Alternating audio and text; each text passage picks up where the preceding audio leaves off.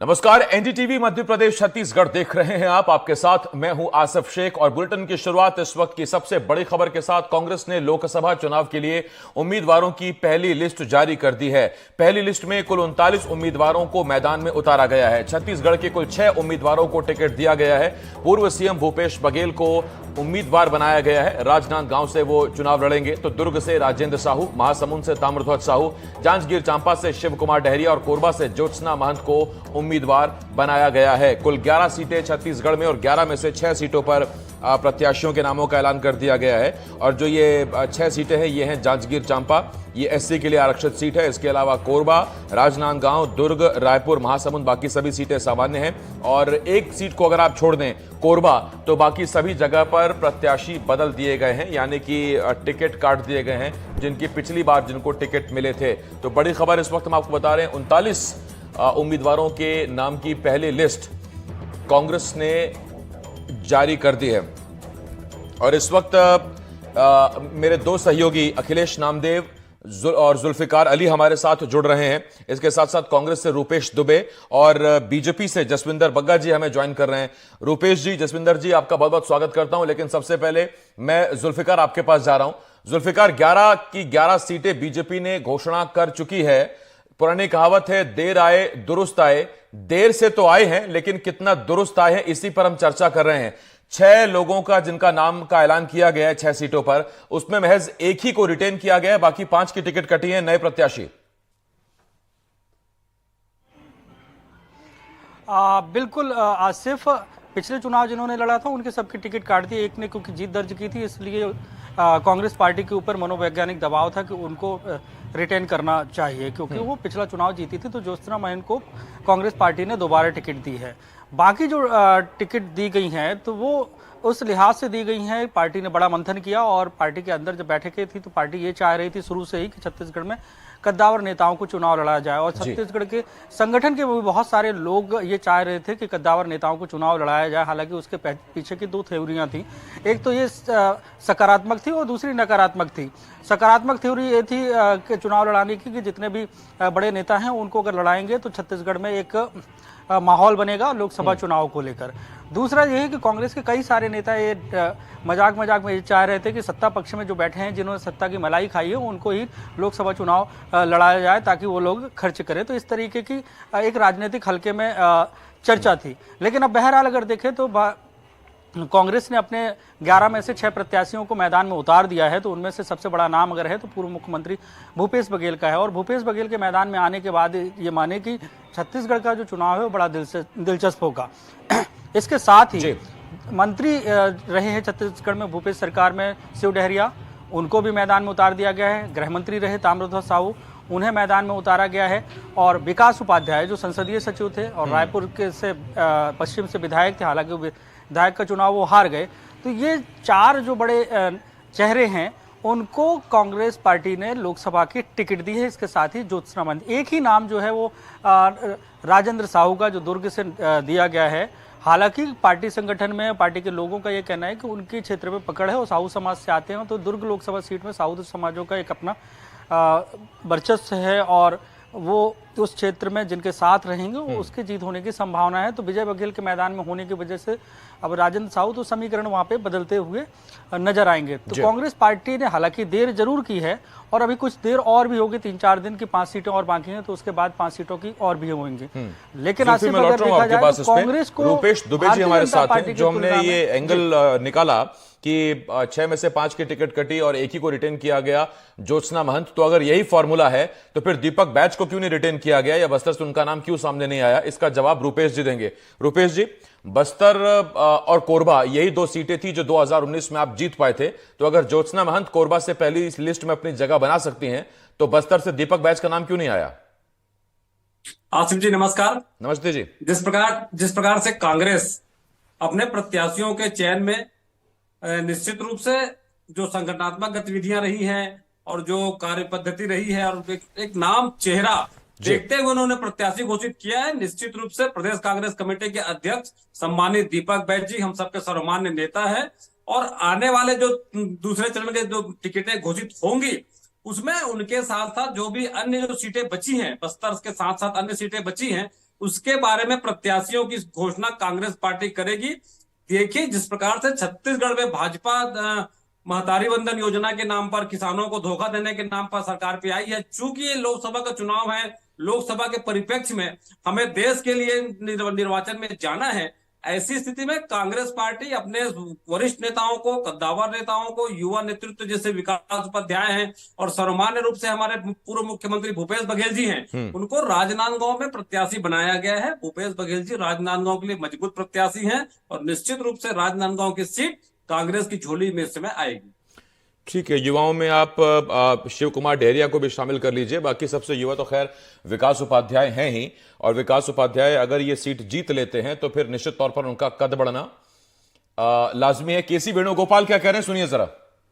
അവിശ്വാസം ഏറ്റെടുത്തുകൊണ്ടാണ് ഞാൻ മുന്നോട്ട് പോകുന്നത്. രാജ്യസഭയിൽ ബിജെപി അംഗബലം വർദ്ധിപ്പിക്കാൻ ശ്രമിക്കുന്ന ഒരു സാഹചര്യത്തിലാണ് അങ്ങ് രാജ്യസഭ വിട്ട് ആലപ്പുഴയിലേക്ക് പോകുന്നത്. ഞാൻ പറഞ്ഞു, രാജ്യസഭയിൽ എന്റെ കാലാവധി 2 വർഷമാണ് ബാക്കിയുണ്ടാവുക. 2 വർഷമാണ് ബാക്കിയുണ്ടാവുക. ഞങ്ങളുടെ പ്രയോറിറ്റി ഞങ്ങൾ കൃത്യമായിട്ട് പറഞ്ഞു. എന്താണെന്ന് വെച്ചാൽ ലോക്സഭയിലെ പരമാവധി കോൺഗ്രസിന്റെ സീറ്റുകൾ വർദ്ധിപ്പിച്ച് മോഡിക്കെതിരായിട്ടുള്ള ശക്തമായ വെല്ലുവിളി ഉയർത്തി ഈ സർക്കാരിനെ താഴെ ഇറക്കുക എന്നുള്ളതാണ്. അതാണ് പാർട്ടി മുൻഗണന കണ്ടിരിക്കുന്നത്. അതുകൊണ്ട് ഓരോ സീറ്റും നിർണായകമാണ്.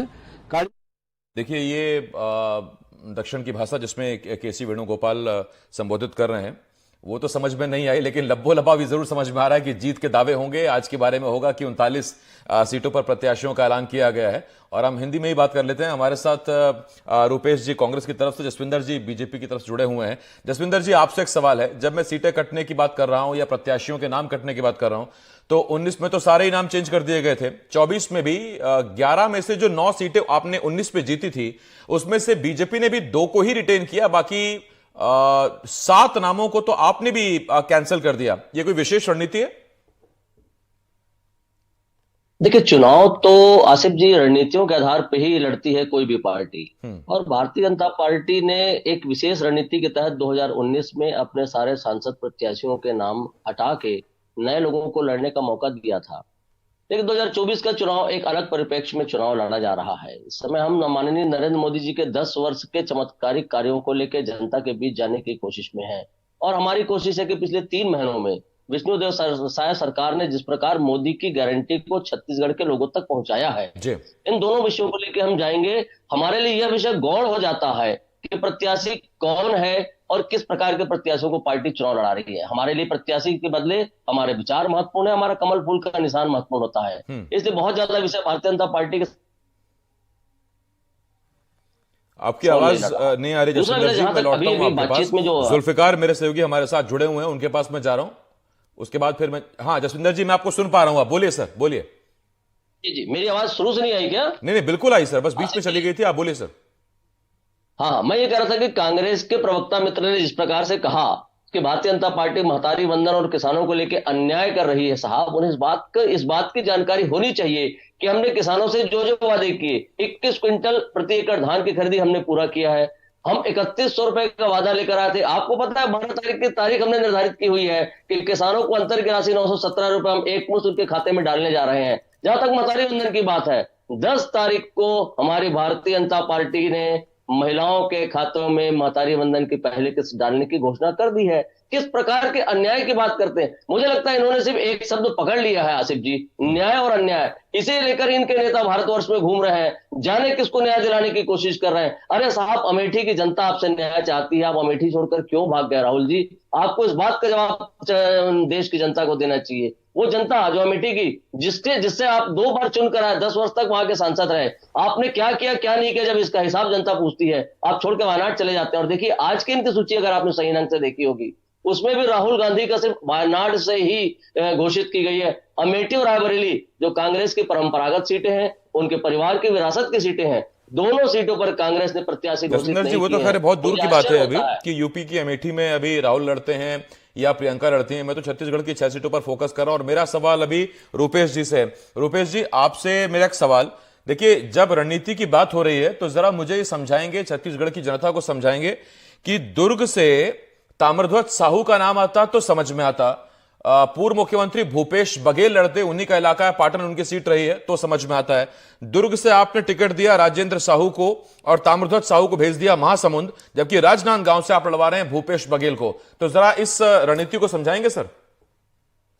देखिए, भूपेश बघेल जी छत्तीसगढ़ में सर्वमान्य नेता रहे हैं। छत्तीसगढ़ में जिस प्रकार से उन्होंने 5 वर्ष जनता की सेवा की, ग्रामीण अर्थव्यवस्था मजबूत हुए, उसको पूरे प्रदेश की जनता ने देखा है। और जिस प्रकार से 40 लाख परिवार छत्तीसगढ़ के लोग गरीबी रेखा से ऊपर आए थे, ये भूपेश बघेल जी की कार्य योजना रही है।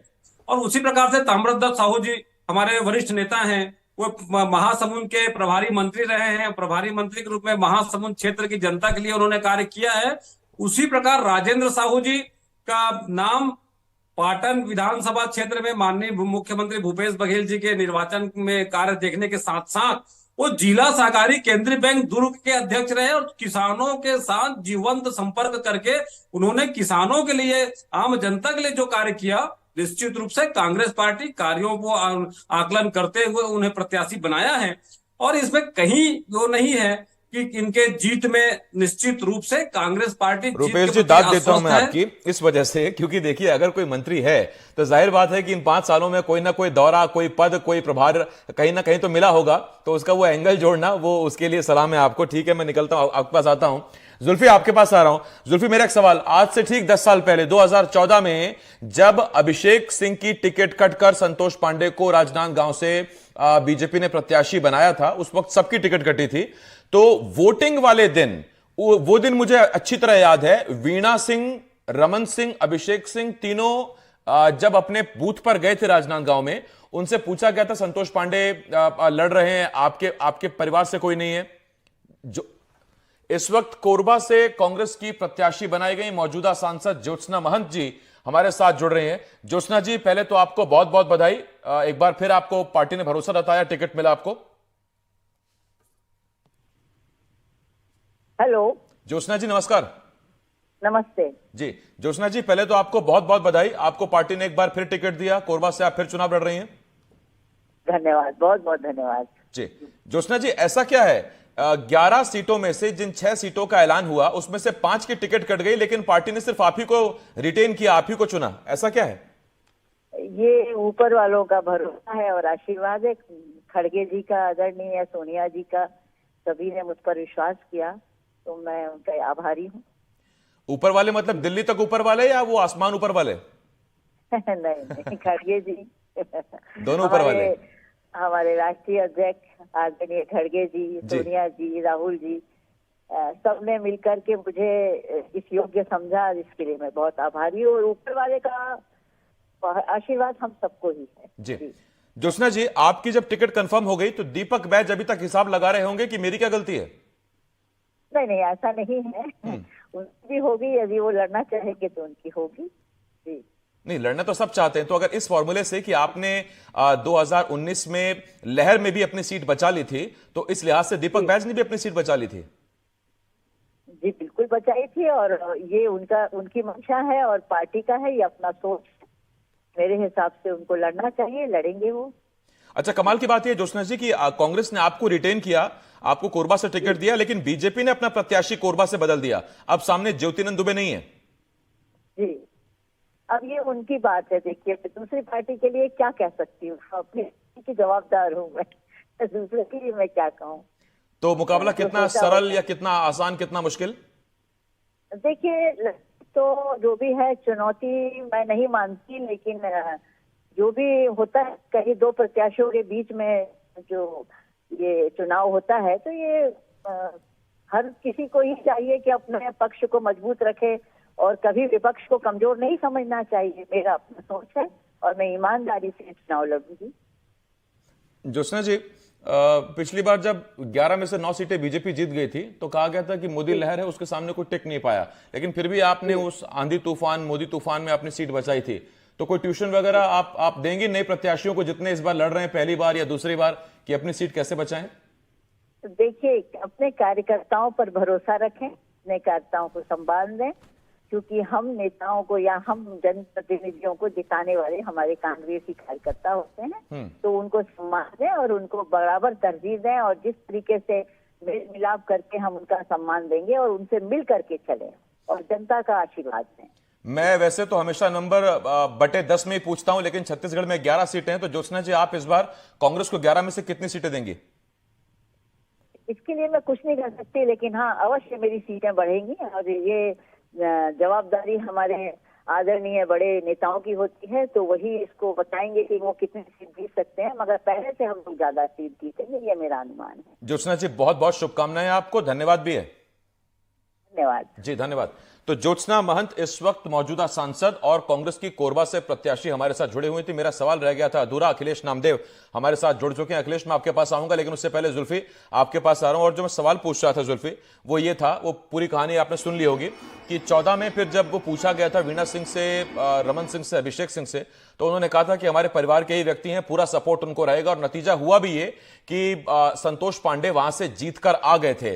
तो संतोष पांडे को एक तरफ रमन सिंह परिवार का साथ, उनके समर्थकों का साथ, बीजेपी कैडर, बीजेपी संगठन, और सामने एक कद्दावर नेता, छत्तीसगढ़ के 5 साल मुख्यमंत्री रहे भूपेश बघेल। बड़ी दिलचस्प रहने वाली है जंग।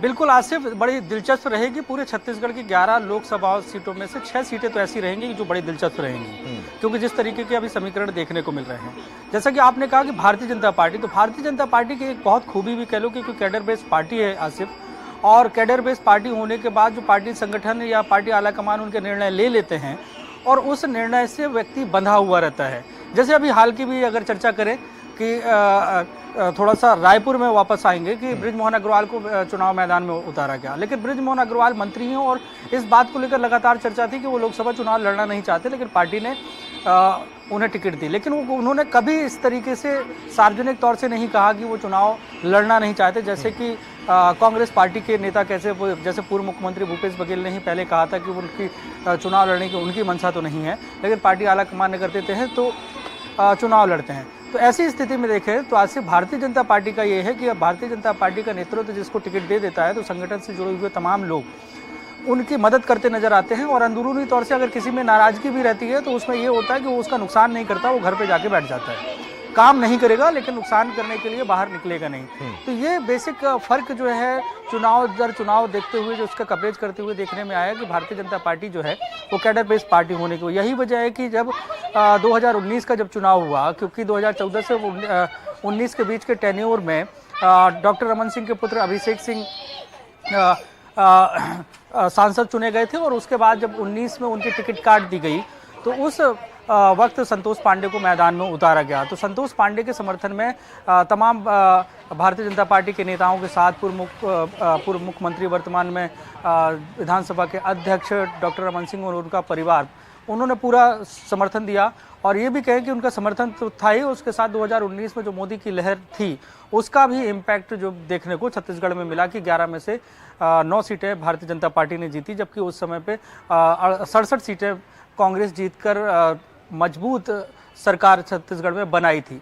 अब की स्थितियां थोड़ी सी बदली हुई हैं, क्योंकि 10 साल मोदी सरकार के हो गए हैं। हालांकि भारतीय जनता पार्टी का अपना काम करने का तरीका है, भारतीय जनता पार्टी के अपने दावे हैं कि मोदी गारंटी पूरे देश में पूरी हो रही है और उसको जन जन तक पहुंचाने की कोशिश की जा रही है। तो उस लिहाज से छत्तीसगढ़ का जो समीकरण बन रहा है, तो अब व्यक्ति वर्सेस जो भारतीय जनता पार्टी का प्रत्याशी है उसके बीच में चुनाव लड़ाने की कोशिश की जा रही है। हालांकि भारतीय जनता पार्टी की पूरी कोशिश ये है कि जो भी चुनाव होगा वो मोदी वर्सेस कांग्रेस के प्रत्याशी का चुनाव लड़ाने की कोशिश में है। अब छत्तीसगढ़ में कांग्रेस पार्टी अगर ये कर ले जाती है कि प्रत्याशी वर्सेस प्रत्याशी अगर चुनाव लड़ाया जाता है, तो हो सकता है कि कांग्रेस के नेता कुछ मजबूत स्थिति में हो। अगर कहीं चुनाव इस तरीके का छत्तीसगढ़ में हुआ कि मोदी वर्सेस कांग्रेस का प्रत्याशी, तो स्थितियां कुछ अलग होंगी। तो कुल मिला के कह सकते हैं दिलचस्प चीजें हैं बात करने के लिए अभी, क्योंकि सवाल के तौर पे तो जसविंदर जी ये भी पूछ सकते हैं कि जो व्यक्ति अपनी सीट नहीं निकाल पाया, वो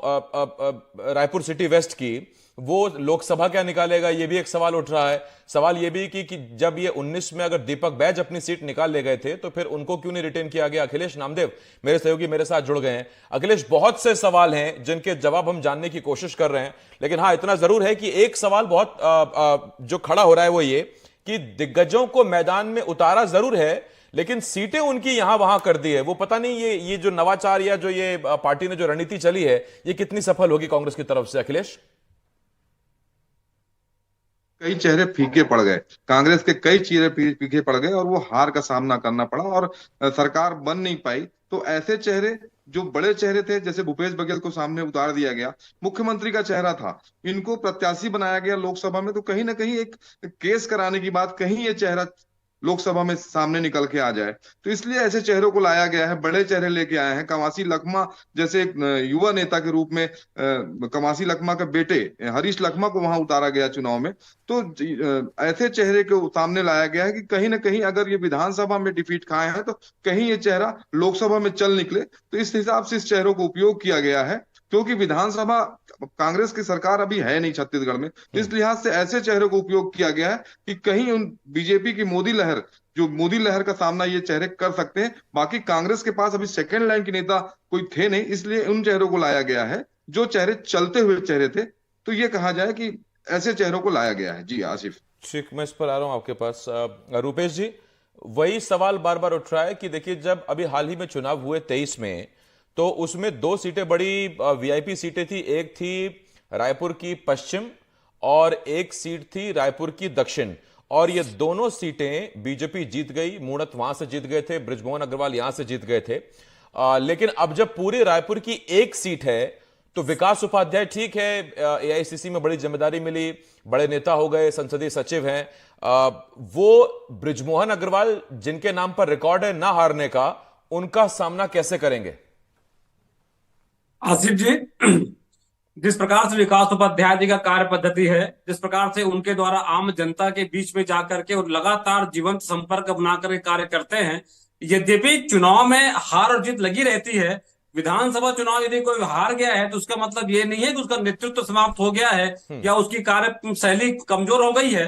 देखिए, विकास उपाध्याय जी रायपुर शहर में के साथ साथ अपने तमाम पूरे छत्तीसगढ़ में एक नाम चेहरा, जाना हुआ चेहरा है। और जिस प्रकार से वो चाहे हॉस्पिटल के लिए हो या सड़क के लिए हो, छोटी छोटी लड़ाइयों के लिए भी आम जनता के साथ खड़े होते हैं, तो उसका लाभ निश्चित रूप से छत्तीसगढ़ में रायपुर लोकसभा सीट जो है उसमें विकास उपाध्याय जीत का परचम लहराएंगे।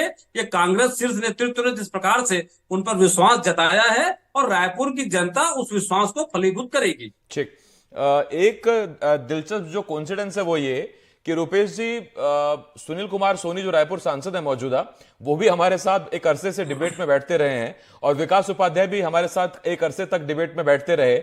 और ये सवाल जसविंदर जी से पूछूंगा। जसविंदर जी, कांग्रेस ने तो अपने हारे हुए नेता पर भरोसा जताया, विधानसभा हार गए लेकिन लोकसभा का टिकट दिया, और सुनील कुमार सोनी जीत गए थे रायपुर से, उनका टिकट क्यों कटवा दिया सर? मैंने कहा ना, चुनाव में कुछ रणनीतियां ऐसी होती हैं आसिफ जी, जिन्हें रणनीति को गुप्त नीति के रूप में रखना ही बेहतर होता है। देखिएगा आप, जिस वक्त रिजल्ट आएगा, परिणाम आएगा, आपको इस बात का एहसास होगा कि भारतीय जनता पार्टी ने किस रणनीति के आधार पर किस प्रत्याशी को हटाकर किस प्रत्याशी को जोड़ा। और हमने हारे हुए प्रत्याशी को नहीं दिया है, हमने जीते हुए प्रत्याशी को ही टिकट दी है। आपको तो पता है ना ये रणनीति कॉन्फिडेंशियल है कि आपको भी नहीं पता? अरे, मैं भारतीय जनता पार्टी का एक कार्यकर्ता हूं और भारतीय जनता पार्टी का हर कार्यकर्ता अपनी रणनीति से वाकिफ है, लेकिन उसे सार्वजनिक रूप से उजागर कर देना मुझे लगता है किसी कार्यकर्ता के लिए अच्छा विषय नहीं होगा। मैं 2-3 विषय आपके साथ चर्चा करना चाहता हूं। मैंने कहा इंटरवीन करने की कोशिश की। ये पहला चुनाव लगता है मुझे छत्तीसगढ़ में लोकसभा का ऐसा है आसिफ जी, जब कांग्रेस को प्रत्याशी ढूंढने पड़ रहे हैं, नेता इस बात के लिए लगातार प्रेरित हो रहे हैं, इस बात की कोशिश कर रहे हैं कि किसी भी प्रकार से उनका नाम हाईलाइट ना हो, समाचार पत्रों के माध्यम से उनका नाम उछल ना जाए और पार्टी उन्हें पकड़कर चुनाव ना लड़ा दे। लोग भाग रहे हैं, ऐसा पहला चुनाव में अपने राजनीतिक जीवन में देख रहा हूं। और इसका कारण है, जब पिछले विधानसभा चुनाव में कांग्रेस ने 68 सीटें जीती थी, तब भी हमने, भारतीय जनता पार्टी ने माननीय मोदी जी के नेतृत्व में छत्तीसगढ़ की 11 में 9 सीटों पर विजय प्राप्त की थी। और आज तो हम सरकार में हैं। कांग्रेस के 5 वर्ष के कुकृत्य छत्तीसगढ़ की जनता के सामने है, किस प्रकार उन्होंने छत्तीसगढ़ की जनता के साथ वादा खिलाफी की थी साहब। और इसलिए मुझे लगता है कि कांग्रेस का हर छोटा बड़ा नेता इस चुनाव से दूर भागने की कोशिश कर रहा है। ये तो मजबूरी है कि भूपेश जी को लड़ना पड़ेगा, क्योंकि उन्हें आलाकमान के सामने जाकर लगातार अपनी बातों को रखने का मौका मिलता है। देखिए, कांग्रेस ने किया क्या है। आप जिनकी बात कर रहे थे कि कैसे विकास उपाध्याय जैसे हारे हुए लोगों को उन्होंने दिया, इन्होंने हारे हुए शिव डहरिया को भी टिकट दी है, इन्होंने हारे हुए तामसेन साहू को भी टिकट दे दी है। इनके 5 प्रत्याशियों का टोटा लगा हुआ है, और मान के चलिए अगली 5 सीटें भी जो है कांग्रेस को घर से अपने नेताओं को पकड़ के निकाल कर उन्हें टिकट देनी होगी। कांग्रेस से एक भी नेता चुनाव लड़ने को तैयार नहीं है आसिफ जी, और इसका इस बात का द्योतक है कि छत्तीसगढ़ इस चुनाव में भारतीय जनता पार्टी 11 में 11 लोकसभा सीटें जीतने जा रही है। ठीक है, मेरे पास बहुत खत्म हो गया, लेकिन मैं शुभकामनाएं दे सकता हूं आपको। जसविंदर जी, रुपेश जी, आपको भी शुभकामनाएं। अखिलेश, बहुत धन्यवाद है आपका। जुल्फी, हमारे साथ जुड़ने के लिए बहुत शुक्रिया। एक छोटे से ब्रेक के लिए रुकना होगा, लेकिन ब्रेक के उस पार भी तमाम बड़ी खबरें आप देखते रहिए एनडीटीवी मध्य प्रदेश छत्तीसगढ़।